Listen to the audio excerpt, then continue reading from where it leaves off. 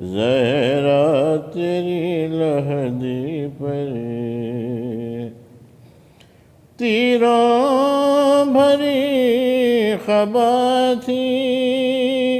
اور خون بھری ردا تھی، تیروں بھری خبا تھی اور خون بھری ردا تھی، جو شام سے بچا تھا زینب نے رکھ دیا ہے، زہرا تیری لہدی پر زندان کی گھٹن سے ہر لاش بے کفن سے، زندان کی گھٹن سے ہر لاش بے کفن سے، عابد نے جو سنبھالا وہ آنسو گر پڑا ہے، زہرا تیری لہدی پر سن کر ہوا بھی روئی، خود کربلا بھی روئی، سن کر ہوا بھی روئی، خود کربلا بھی روئی، خاک راہ نجف نے جو مرثیہ پڑا ہے، زہرا تیری لہدی پر جیسے لگے تھے پہرے رونے پہ بیویوں کے، جیسے لگے تھے پہرے رونے پہ بیویوں کے، بالکل اسی طرح اب پہرا لگا ہوا ہے، زہرا تیری لہدی پر عباس کا ہے پہرا روضے پہ شاہدی کے، عباس کا ہے پہرا روضے پہ شاہدی کے، ام البنی کا پہرا اب بھی لگا ہوا ہے، زہرا تیری لہدی پر جس روز سے ہے چھوڑا شبیر نے مدینہ، جس روز سے ہے چھوڑا شبیر نے مدینہ، اس دن سے اور بھی کچھ سناٹا ہو گیا ہے، زہرا تیری لہدی پر غربت کی انتہا ہے، نہ سایہ نہ ردا ہے، زہرا تیری لہدی پر ہاں بسر سے تھر تھرا کے اٹھی تھام کر ایسا خبر نبی فاتحہ آخری پڑھا ہمسایوں کے گھر گئی رخصت کو کہا لو صاحب بول کر پوچھے ذاتی تم سب کو میرے شورش سے کل فاطمہ نہ ہوئے سن لو وصیت میری اس وقت یا امام فضا سے میرے بعد عدل سے لینا کام ہوشیار فاطمہ کی امانت سے صبح شام دو بیٹے بدر خدا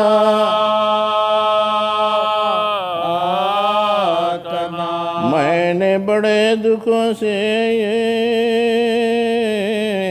سب بچے پالے آگے والے تمہارے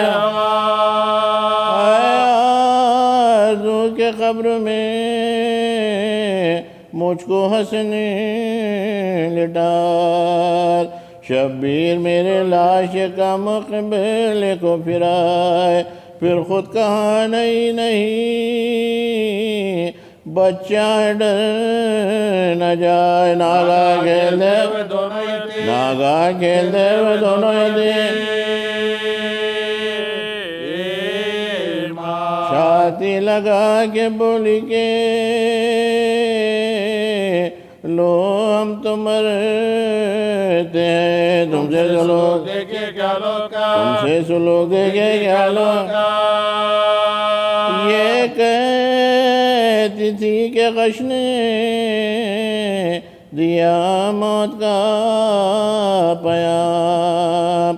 حجرے سے نکلے روتے ہوئے خیر و با تمام ترتیب ناش کے لیے باہر گئے امام زہرا نے یا مسلم پہ اپنا کیا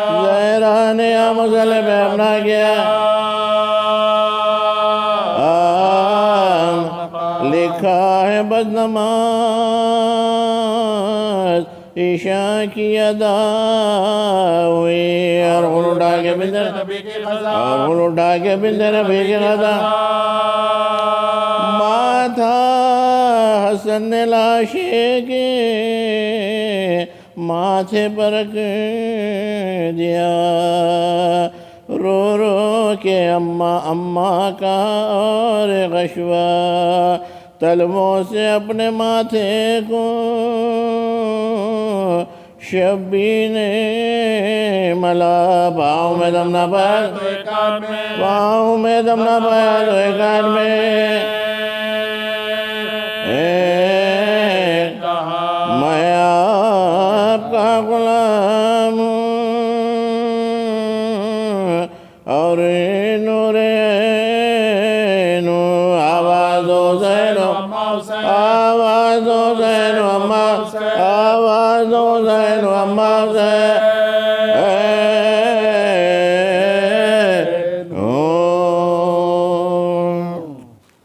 بسم اللہ الرحمن الرحیم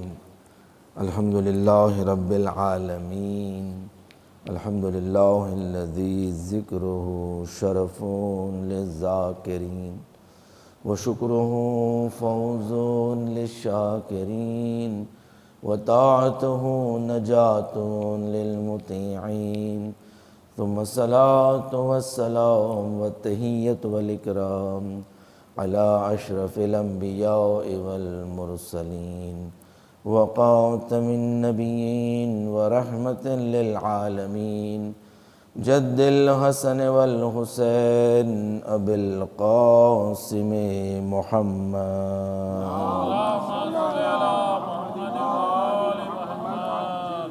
وعلى أهل بيته الطيبين الطاهرين المعصومين المظلومين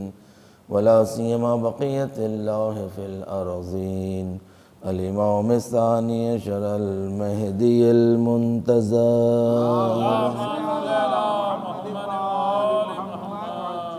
ولعنة الله على أعدائهم أجمعين من العان إلى قيام يوم الدين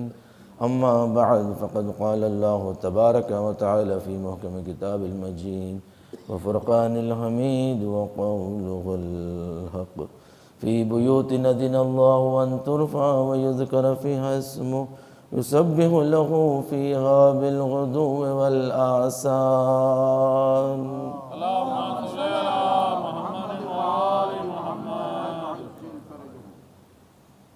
مستحبات میں سے دو مستحبات ایسے ہیں کہ جس کی قضا شریعت میں بیان کی گئی ہے، ورنہ معمولاً قضا واجبات کی ہوتی ہے، مستحبات کی بھی قضا نہیں ہوتی۔ مستحب انسان انجام دے دیتا ہے، ثواب ہے، نہیں دیتا ہے کوئی عقاب نہیں، مگر دو مستحب ایسے ہیں کہ جس کی بڑی تاکید ہے کہ اس لیے اس کی حتیٰ قضا کا بھی حکم دیا گیا ہے کہ اگر ممکن ہو تو اس کی قضا کرو۔ دیکھیے قضا کا لفظ وہاں آتا ہے کہ جہاں پر کسی حکم کے لیے وقت کی قید ہو، جیسے نماز فجر کے لیے اس کے وقت معین ہے، نماز ظہر اور عصر کے لیے وقت معین ہے، اگر یہ وقت گزر جاتا ہے تو قضا ہو جاتا ہے۔ اسی طرح دو مستحب ایسے ہیں کہ جس کے وقت بھی معین ہے اور وقت گزرنے کے بعد اس کی قضا کرنے کے بھی لیے مستحب ہے، تاکید آئی ہے۔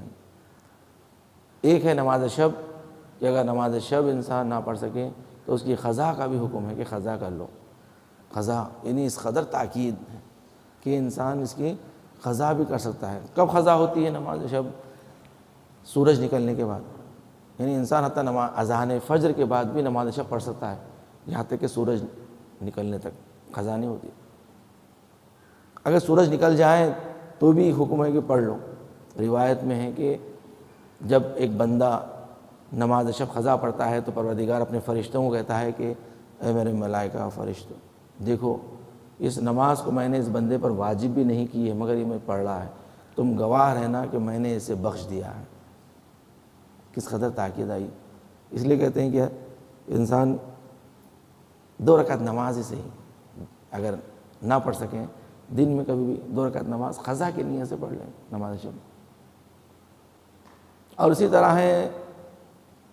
جو مستحب کہ جس کی قضا ہے وہ ہے غسل جمعہ۔ غسل جمعہ اس کی بڑی اہمیت ہے کہ غسل جمعہ انسان اگر جمعے کے دن انجام نہ دے سکے تو اسے ہفتے کے دن انجام دے۔ اس قدر تاکید ہے کہ دیکھو غسل جمعہ انجام دیا کرو۔ روایت میں کہ 40 جمعے غسل جمعہ انجام دیتا ہے اس کا لاشا قبر میں نہیں گلتا، یعنی کیڑے مکوڑے اس کی لاش کو نہیں کھاتے، ورنہ ہر لاش قبر میں گل جاتی ہے کیونکہ اسے کیڑے مکوڑوں کے لیے بنایا گیا ہے، وہ کھا جاتی ہے۔ اور یہ اللہ کی حکم فطرت ہے کہ ہر چیز کو فنا ہونا ہے، کل شیء فان، کہ ہر شے کو فنا ہو جانا ہے۔ تو مگر اللہ نے اس کے باوجود کچھ ایسی عبادتیں رکھی ہے کہ انسان اگر انجام دیتا ہے تو ان کی لاش صحیح و سالم رہتی ہے، جیسے اولیاء خدا کی۔ اسی طرح ہم بھی اگر چاہتے ہیں تو یہ عبادتیں انجام دیں۔ تو غسل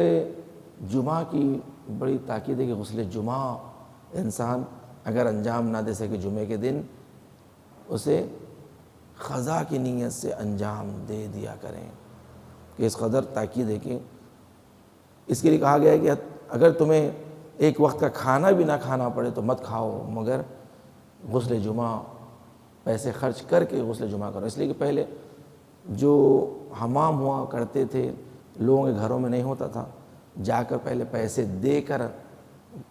جا کر غسل کیا جاتا تھا۔ اس لیے روایتوں میں آیا ہے کہ ایک وقت کا کھانا مت کھاؤ، یعنی پیسے جمع کرو اور انجام دو۔